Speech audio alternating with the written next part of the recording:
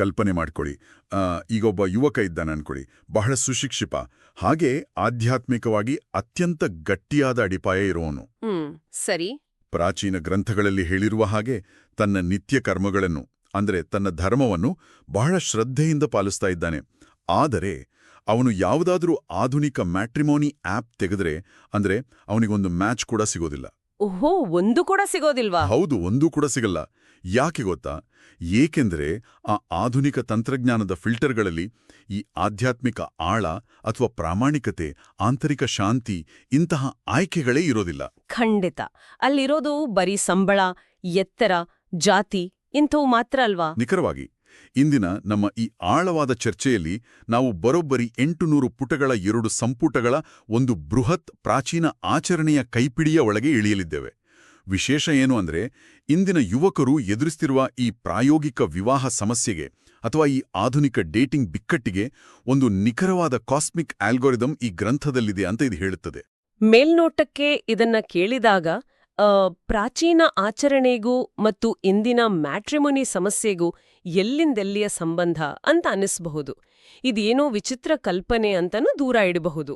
ಹೌದು, ನನಗೂ ಮೊದಲು ಹಾಗೆ ಅನಿಸಿದ್ದು. ಆದ್ರೆ ನೋಡಿ, ನಾವು ವಿಶ್ಲೇಷಿಸ್ತಿರುವ ಮೂಲ ಆಕಾರ ಸಾಮಗ್ರಿ ವಿಜಯೇಂದ್ರ ರಾಮನಾಥ್ ಭಟ್ ಅವರು ಸಂಪಾದಿಸಿರುವ ಸಂಧ್ಯಾವಂದನೆಯ ಅಂತರಂಗ ಎಂಬ ಬೃಹತ್ ಗ್ರಂಥ. ಸಾಮಾನ್ಯವಾಗಿ ಸಂಧ್ಯಾವಂದನೆ ಎಂಬ ಪದ ಕೇಳಿದ ತಕ್ಷಣ ನಮ್ಮ ತಲೆಗ್ ಬರೋದೇನು? ಮನೆಯ ಯಾವುದೋ ಒಂದು ಮೂಲೆಯಲ್ಲಿ ಹಿರಿಯರು ಮುಂಜಾನೆ ಮತ್ತು ಮುಸ್ಸಂಜೆಯಲ್ಲಿ ಕೂತು ಮಾಡುವ ಒಂದು ಪುನರಾವರ್ತಿತ ಜಪ ಅಥವಾ ಆಚರಣೆ ಅಂತ ಅಂದ್ಕೊಳ್ತೇವೆ. ಕರೆಕ್ಟ್, ಅದೇ ನಮ್ಮ ಸಾಮಾನ್ಯ ಕಲ್ಪನೆ. ಆದ್ರೆ ಈ ಪುಸ್ತಕ ಆ ಇಡೀ ಕಲ್ಪನೆಯನ್ನು ಸಂಪೂರ್ಣವಾಗಿ ಬುಡಮೇಲು ಮಾಡುತ್ತದೆ. ಇದು ಕೇವಲ ಯಾವುದೋ ಮಂತ್ರಗಳ ಪಟ್ಟಿಯಲ್ಲ, ಅಂದ್ರೆ ಇದು ಮನುಷ್ಯನ ಅಂತರಂಗ ಮತ್ತು ಬ್ರಹ್ಮಾಂಡದ ಶಕ್ತಿಗಳ ನಡುವಿನ ಸಂವಹನವನ್ನು ವಿವರಿಸುವ ಒಂದು ಆಳವಾದ ವಿಜ್ಞಾನ. ಸ್ವಲ್ಪ ತಡೆಯಿರಿ. ಪ್ರಾಚೀನ ಕಾಲದ ಒಂದು ನಿತ್ಯ ಕರ್ಮದ ಮಂತ್ರಗಳು ಇಂದಿನ ಆಧುನಿಕ ಮ್ಯಾಟ್ರಿಮೋನಿ ಸಮಸ್ಯೆಗಳನ್ನು ಬಗೆಹರಿಸುತ್ತವೆಯೇ? ಇದು ಹೇಗೆ ಸಾಧ್ಯ ಎನ್ನುವ ಕುತೂಹಲ ಬರೋದು ಸಹಜ ಅಲ್ವಾ? ಖಂಡಿತ, ಆ ಕುತೂಹಲ ಬರೋದು ಸಹಜ. ಈ ಪುಸ್ತಕದ ಒಟ್ಟು ವ್ಯಾಪ್ತಿ ನಮಗೆ ಅರ್ಥವಾಗಬೇಕಾದ್ರೆ ಮೊದಲು ಅದರ ರಚನೆಯನ್ನು ನಾವು ಬಿಡಿಸಿ ನೋಡಬೇಕು. ಈ ಕೃತಿ 2 ಸಂಪುಟಗಳಲ್ಲಿದೆ. ನಾವು ಆಧುನಿಕ ತಂತ್ರಜ್ಞಾನದ ಭಾಷೆಯಲ್ಲಿ ಹೇಳುವುದಾದರೆ ಇದೊಂದು ಹಾರ್ಡ್ವೇರ್ ಮತ್ತು ಸಾಫ್ಟ್ವೇರ್ ಸಂಯೋಜನೆ ಇದ್ದ ಹಾಗೆ.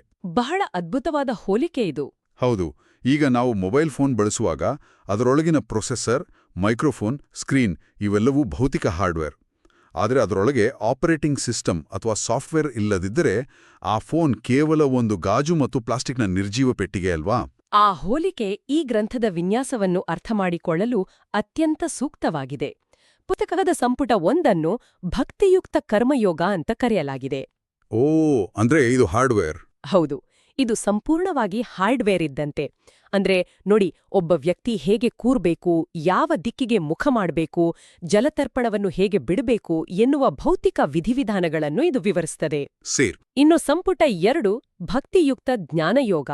ಇದು ಸಾಫ್ಟ್ವೇರ್ ಇದ್ದಂತೆ. ಅಂದ್ರೆ ಒಳಗಿನ ಆಲೋಚನೆಗಳು. ನಿಖರವಾಗಿ.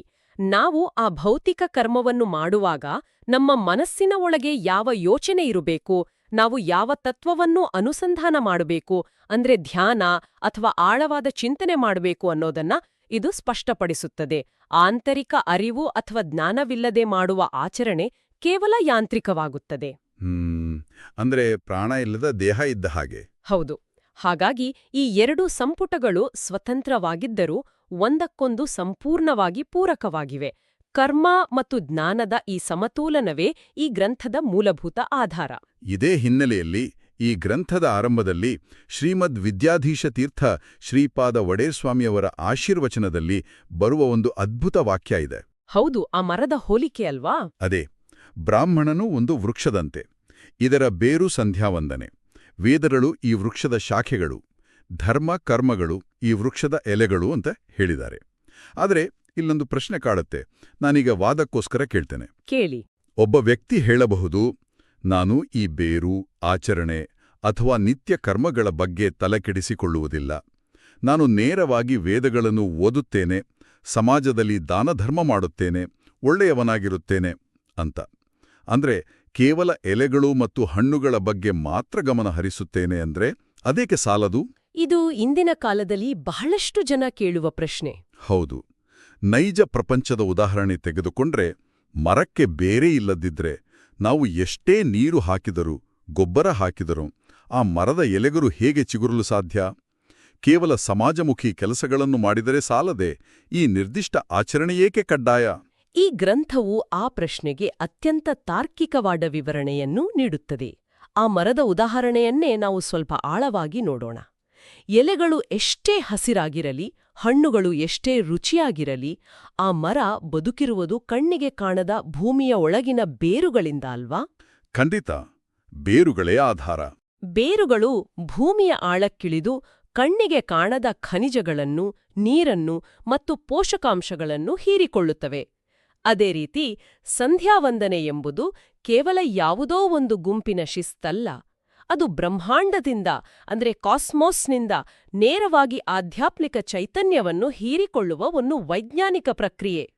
ಓಹೋ, ಅಂದ್ರೆ ಅದೊಂದು ಎನರ್ಜಿ ರೀಚಾರ್ಜ್ ಪ್ರಕ್ರಿಯೆ ಇದ್ದಾಗೆ. ಹೌದು. ಜ್ಞಾನ ಮತ್ತು ಸತ್ಕರ್ಮಗಳನ್ನು ಮಾಡಲು ಮನುಷ್ಯನಿಗೆ ಅಗಾಧವಾದ ಮಾನಸಿಕ ಮತ್ತು ಆಧ್ಯಾತ್ಮಿಕ ಶಕ್ತಿಯ ಅಗತ್ಯವಿರುತ್ತದೆ.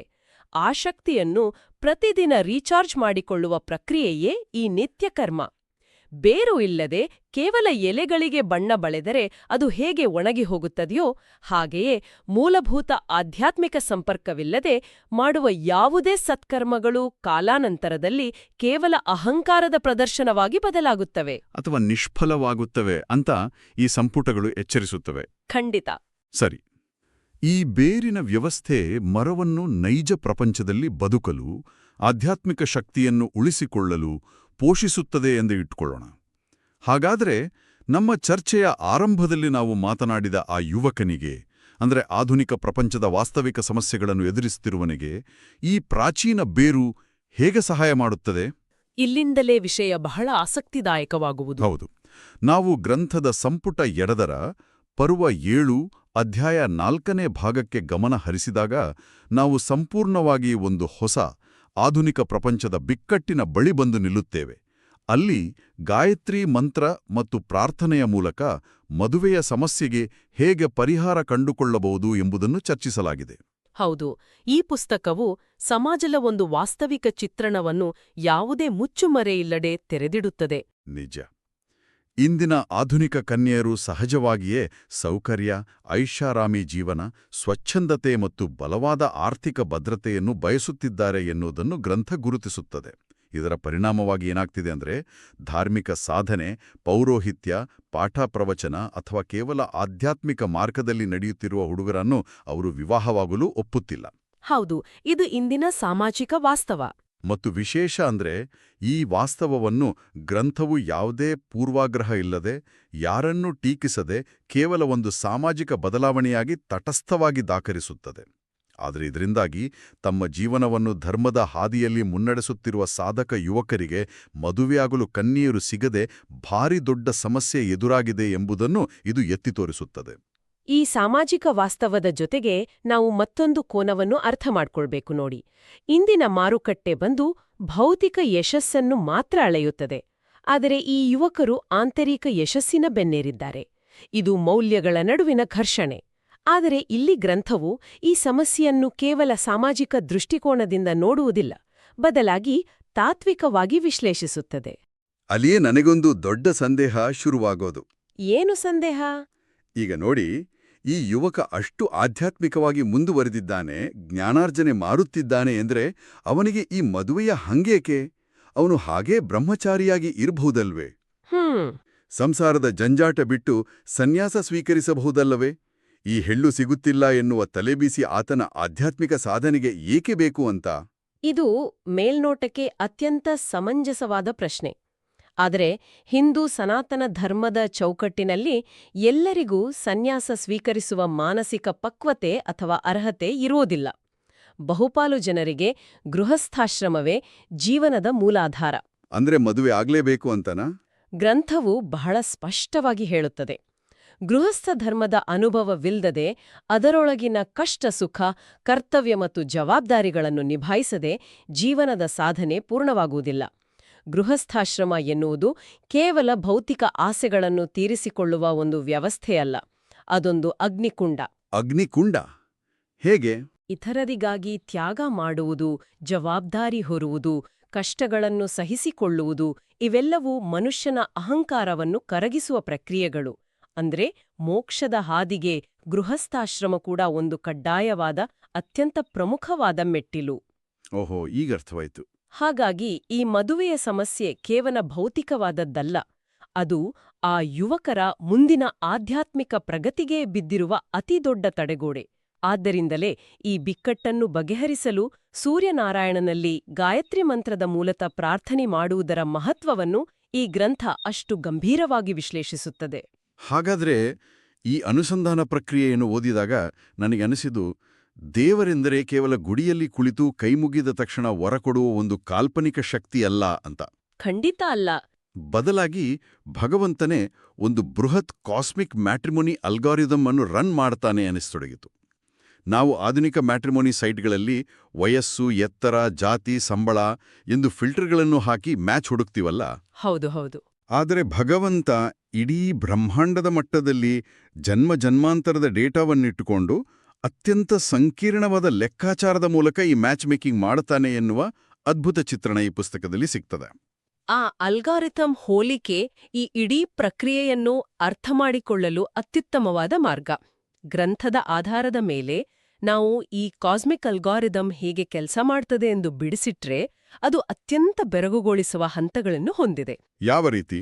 ಮೊದಲನೇದಾಗಿ ಒಂದು ಪ್ರಶ್ನೆ ಏಳುತ್ತದೆ ನೋಡಿ. ಭಗವಂತ ಈ ಮದುವೆ ಆಗದಿರುವ ಸಮಸ್ಯೆಯನ್ನು ಅಥವಾ ಈ ವಿಳಂಬವನ್ನು ಯಾಕೆ ಸೃಷ್ಟಿಸುತ್ತಾನೆ? ಭಕ್ತನಿಗೆ ಏಕಾಏಕಿ ಎಲ್ಲವೂ ಸುಲಭವಾಗಿ ಸಿಕ್ಕಿಬಿಟ್ರೆ ಏನಾಗುತ್ತದೆ ಎನ್ನುವುದನ್ನು ಗ್ರಂಥ ವಿವರಿಸುತ್ತದೆ. ಹೌದು, ಇದೇ ನನ್ನ ಮುಂದಿನ ಪ್ರಶ್ನೆಯಾಗಿತ್ತು. ಇದೊಂದು ರೀತಿ ವಿಚಿತ್ರವಲ್ವೇ? ಒಬ್ಬ ಭಕ್ತ ತನಗೆ ಒಳ್ಳೆಯದಾಗಲಿ ಎಂದು ನಿತ್ಯವೂ ಪ್ರಾರ್ಥಿಸುತ್ತಿದ್ದರೆ ಭಗವಂತ ಬೇಕಂತಲೇ ಅವನಿಗೆ ಕಷ್ಟ ಕೊಟ್ಟು ಅವನನ್ನು ಒಂಟಿತನಕ್ಕೆ ನೂಕಿ ಪಾಠ ಕಲಿಸ್ತಾನೆ ಎಂದರೆ ಇದೊಂದು ರೀತಿಯ ಕ್ರೂರವಾದ ಟಫ್ ಲವ್ ಎನಿಸುವುದಿಲ್ವ್ಯಾ? ಭಗವಂತ ಯಾಕೆ ಕಷ್ಟವನ್ನು ಉದ್ದೇಶಪೂರ್ವಕವಾಗಿ ಸೃಷ್ಟಿಸಬೇಕು? ಮಾನವನ ಮನಸ್ಸಿನ ಸಹಜ ಗುಣವನ್ನು ನಾವು ಅರ್ಥಮಾಡಿಕೊಳ್ಳಬೇಕು. ಎಲ್ಲವೂ ಸುಲಭವಾಗಿ ಸಿಕ್ಕಿಬಿಟ್ರೆ ಆ ಸುಖದ ಬಗ್ಗೆ, ಸಂಸಾರದ ಬಗ್ಗೆ ವಿಪರೀತ ವ್ಯಾಮೋಹ ಬೆಳೆಯುತ್ತದೆ. ತಾನೇ ಎಲ್ಲವನ್ನೂ ಸಾಧಿಸಿದೆ ಎಂಬ ಅಹಂಕಾರ ಮೂಡುತ್ತದೆ. ಅದು ನಿಜ, ಮನುಷ್ಯನ ಸ್ವಭಾವವೇ ಅದು. ಹೌದು. ಭಗವಂತನ ಅಂತಿಮ ಉದ್ದೇಶ ಭಕ್ತನಿಗೆ ಕೇವಲ ಹೆಂಡತಿಯನ್ನು ಕೊಡುವುದಲ್ಲ, ಅವನ ಆತ್ಮವನ್ನು ಉದ್ಧಾರ ಮಾಡುವುದು.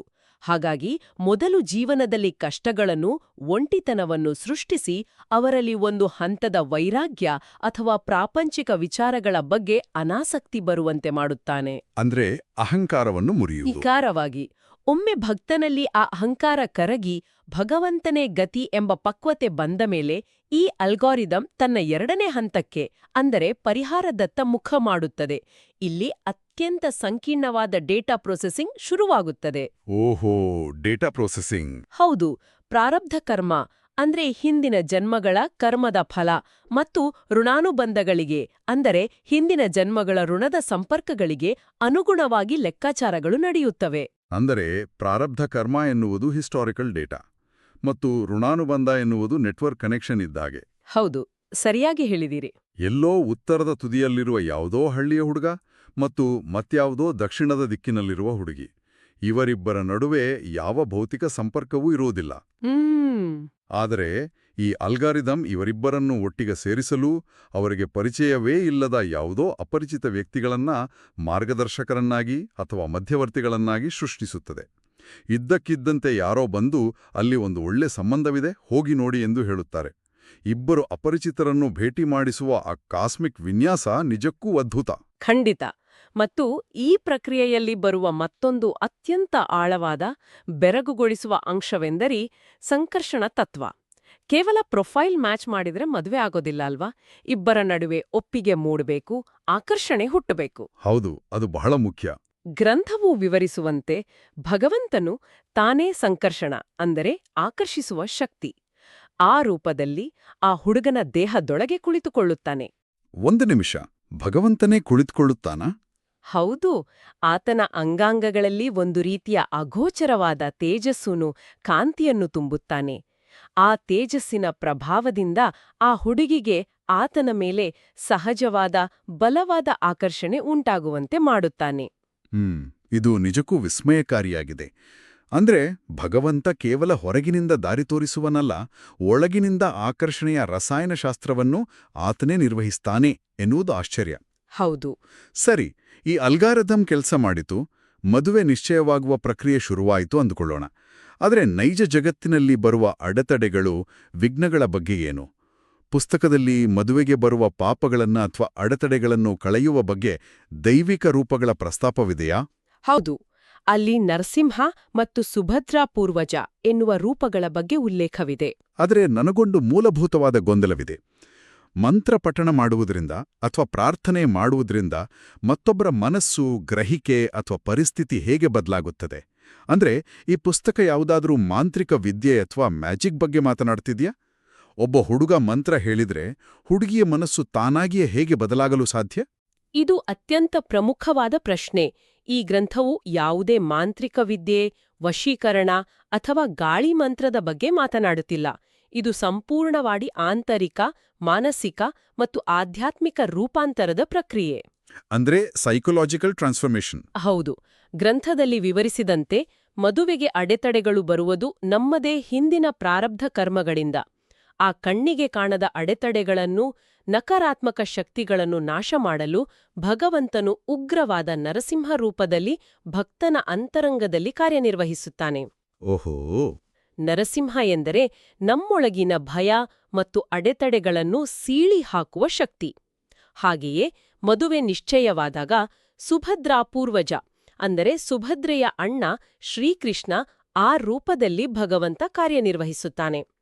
ಮಹಾಭಾರತದಲ್ಲಿ ಕೃಷ್ಣನು ಅರ್ಜುನನಿಗೆ ಸುಭದ್ರೆಯನ್ನು ಕರುಣಿಸಿದಂತೆ ಇಲ್ಲಿ ಭಕ್ತನಿಗೆ ಆತನ ಆಧ್ಯಾತ್ಮಿಕ ಸಾಧನೆಗೆ ಪೂರಕವಾಗುವಂತಹ ಹೆಂಡತಿಯನ್ನು ಕರುಣಿಸುತ್ತಾನೆ. ಇನ್ನು ನಾನು ಕೇಳಿದ್ದ ಗ್ರಹಿಕೆ ಬದಲಾಗುವ ವಿಚಾರದ ಬಗ್ಗೆ? ಹೌದು. ಇಲ್ಲಿ ಗಾಯತ್ರಿ ದೇವಿಯ ಪ್ರೇರಣೆಯು ಒಂದು ಕಾಸ್ಮಿಕ್ ಎನರ್ಜಿಯಾಗಿ ಕೆಲಸ ಮಾಡುತ್ತದೆ. ಹೌದು, ಅದನ್ನೇ ನಾನು ಕೇಳುತ್ತಿರುವುದು. ನಾವು ಮೊದಲೇ ಮಾತನಾಡಿದಂತೆ ಇಂದಿನ ಆಧುನಿಕ ಹುಡುಗಿಯರು ಭೌತಿಕ ಸಂಪತ್ತು, ಐಷಾರಾಮಿ ಜೀವನ, ದೊಡ್ಡ ಉದ್ಯೋಗವನ್ನು ಬಯಸುತ್ತಿರ್ತಾರೆ. ಆದರೆ ಪೌರೋಹಿತ್ಯ ಮಾಡುವ ಅಥವಾ ಧರ್ಮದ ಹಾದಿಯಲ್ಲಿರೋ ಹುಡುಗನನ್ನು ನೋಡಿ ಆಕೆಯ ಮನಸ್ಸು ಬದಲಾಗಲು ಹೇಗೆ ಸಾಧ್ಯ? ಗಾಯತ್ರಿ ಮಂತ್ರದ ಶಕ್ತಿ ಕೆಲಸ ಮಾಡುವುದು ಅಲ್ಲಿಯೇ. ಇದು ಆ ಹುಡುಗಿಯ ಭೌತಿಕ ಪರಿಸ್ಥಿತಿಯನ್ನು ಬದಲಾಯಿಸುವುದಿಲ್ಲ. ಬದಲಾಗಿ ಅವಳು ಜಗತ್ತನ್ನು ನೋಡುವ ದೃಷ್ಟಿಕೋನವನ್ನು, ಅವಳ ಮನಸ್ಸಿನ ಆಳದ ಆದ್ಯತೆಗಳನ್ನು ಬದಲಾಯಿಸುತ್ತದೆ. ಹೋಹೋ, ಅಂದ್ರೆ ಅವಳ ಪ್ರಿಯಾರಿಟೀಸ್ ಚೇಂಜ್ ಆಗುತ್ತಾ? ಖಂಡಿತ. ಆ ಮಂತ್ರದ ಶಕ್ತಿಯಿಂದ ಇದ್ದಕ್ಕಿದ್ದಂತೆ ಆ ಹುಡುಗಿಗೆ ಐಹಿಕ ಸುಖಕ್ಕಿಂತ, ದುಡ್ಡಿಗಿಂತ ಆಂತರಿಕ ಶಾಂತಿ, ಧರ್ಮದ ಮಾರ್ಗದಲ್ಲಿ ನಡೆಯುವ ಹುಡುಗನ ಪ್ರಾಮಾಣಿಕತೆಯೇ ಅತ್ಯಂತ ಶ್ರೇಷ್ಠ ಎನಿಸಲು ಶುರುವಾಗುತ್ತದೆ. ಆ ಹುಡುಗನ ಮುಖದಲ್ಲಿರುವ ಧಾರ್ಮಿಕ ತೇಜಸ್ಸು ಅವಳ ಕಣ್ಣಿಗೆ ಅತ್ಯಂತ ರಮಣೀಯವಾಗಿ ಕಾಣುತ್ತದೆ. ವಾವ್, ಇದು ಬಹಳ ಆಳವಾದ ವಿಚಾರ. ಹೌದು. ಅಂದ್ರೆ ಆಕೆಯ ಮನಸ್ಸಿನಲ್ಲಿ ಭದ್ರತೆ ಎನ್ನುವ ಪದದ ಅರ್ಥವೇ ಬದಲಾಗಿಬಿಡುತ್ತದೆ. ಆರ್ಥಿಕ ಭದ್ರತೆಗಿಂತ ಆಧ್ಯಾತ್ಮಿಕ ಮತ್ತು ಭಾವನಾತ್ಮಕ ಭದ್ರತೆಯೇ ದೊಡ್ಡದು ಎನ್ನುವ ಅರಿವು ಆಕೆಯ ಮನಸ್ಸಿನಲ್ಲಿ ಮೂಡುತ್ತದೆ. ಇದು ಅದ್ಭುತವಾದ ವಿವರಣೆ. ಅಂದ್ರೆ ಇದು ಕೇವಲ ಗಂಡು ಹೆಣ್ಣಿನ ದೈಹಿಕವಾಗಿ ಸೇರಿಸುವ ಪ್ರಕ್ರಿಯೆ ಅಲ್ಲ, ಇದು ಅವರ ಮನಸ್ಸುಗಳು, ಮೌಲ್ಯಗಳ ವಿಕಸನ. ಮನುಷ್ಯನ ಆಲೋಚನಾ ಲಹರಿಯನ್ನೇ, ಆತನ ಪ್ಯಾರಡೈಮನ್ನೇ ದೈವಿಕ ಶಕ್ತಿ ಬದಲಾಯಿಸುತ್ತದೆ ಎಂಬುದು ಈ ಗ್ರಂಥದ ಬಲವಾದ ಪ್ರತಿಪಾದನೆ ಅಲ್ವಾ? 100ಕ್ಕೆ 100 ನಿಜ. ಒಟ್ಟಾರೆಯಾಗಿ ಹೇಳೋದಾದ್ರೆ, ಇಂದಿನ ನಮ್ಮ ಈ ಸುದೀರ್ಘ ಅಧ್ಯಯನವು ಸಂಧ್ಯಾವಂದನೆಯ ಬಗೆಗಿನ ನಮ್ಮೆಲ್ಲರ ಸಾಮಾನ್ಯ, ಸೀಮಿತ ಕಲ್ಪನೆಗಳನ್ನು ಒಡೆದುಹಾಕಿದೆ ಎನ್ನಬಹುದು. ಇದು ಕೇವಲ ತೋರಿಕೆಗೆ ಮಾಡುವ, ಯಾಂತ್ರಿಕವಾಗಿ ನೀರು ಬಿಡುವ ಆಚರಣೆಯಲ್ಲ. ಬದಲಾಗಿ ಅದು ಮನುಷ್ಯನ ಪ್ರಾರಬ್ಧ ಕರ್ಮ, ಜನ್ಮಾಂತರದ ಋಣಾನುಬಂಧ ಮತ್ತು ದೈನಂದಿನ ಜೀವನದ ಅತ್ಯಂತ ದೊಡ್ಡ ಹಾಗೂ ಜಟಿಲ ಸಮಸ್ಯೆಗಳಿಗೆ, ಅದರಲ್ಲೂ ಮದುವೆಯಂತಹ ಜೀವನದ ಪ್ರಮುಖ ಘಟ್ಟಕ್ಕೆ ಪರಿಹಾರ ಕಂಡುಕೊಳ್ಳುವ ಒಂದು ಬಲವಾದ ಆಂತರಿಕ ಪ್ರಕ್ರಿಯೆ. ಹೌದು. ಇದನ್ನೇ ಅನುಸಂಧಾನ ಎಂದು ಕರೆಯುವುದು. ಕರೆಕ್ಟ್. ಇದು ಮನುಷ್ಯನ ಪ್ರಜ್ಞೆ ಮತ್ತು ಬ್ರಹ್ಮಾಂಡದ ಶಕ್ತಿಯ ನಡುವಿನ ಒಂದು ನೇರ ಸಂಪರ್ಕ ಸೇತುವೆ ಎಂಬುದು ಇಂದಿನ ಈ ಗ್ರಂಥದ ಅಧ್ಯಯನದಿಂದ ನಮಗೆ ತಿಳಿದು ಬಂದಿದೆ. ಖಂಡಿತ. ಇದು ಕೇವಲ ಹಳೆಯ ಕಾಲದ ನಿಯಮಗಳ ಪಟ್ಟಿಯಲ್ಲ. ಇದು ಮನುಷ್ಯನ ಅಂತರಂಗವನ್ನು ಅರಿಯುವ, ಕಷ್ಟಗಳನ್ನು ದೈವಿಕ ಇಚ್ಛೆಯೊಂದಿಗೆ ವಿಲೀನಗೊಳಿಸಿ ಜೀವನವನ್ನು ಒಂದು ಉನ್ನತ ಮಟ್ಟಕ್ಕೆ ಕೊಂಡೊಯ್ಯುವ ಆಳವಾದ ವಿಜ್ಞಾನ. ಹಾಗಾದರೆ ಈ ಎಲ್ಲ ಕುತೂಹಲಕಾರಿ ಮತ್ತು ಆಳವಾದ ವಿಚಾರಗಳನ್ನು ಆಲಿಸಿದ ನಂತರ ನಾವೆಲ್ಲರೂ ಚಿಂತನೆಗೆ ಹಚ್ಚಿಕೊಳ್ಳಬೇಕಾದ ಒಂದು ಅಂತಿಮ, ಪ್ರಚೋದನಾತ್ಮಕ ಪ್ರಶ್ನೆಯೊಂದಿಗೆ ಇಂದಿನ ಚರ್ಚೆಯನ್ನು ಮುಕ್ತಾಯ ಮಾಡೋಣ. ಹೇಳಿ, ಆ ಪ್ರಶ್ನೆಯೇನು? ಒಮ್ಮೆ ಆಳವಾಗಿ ಯೋಚಿಸಿ ನೋಡಿ.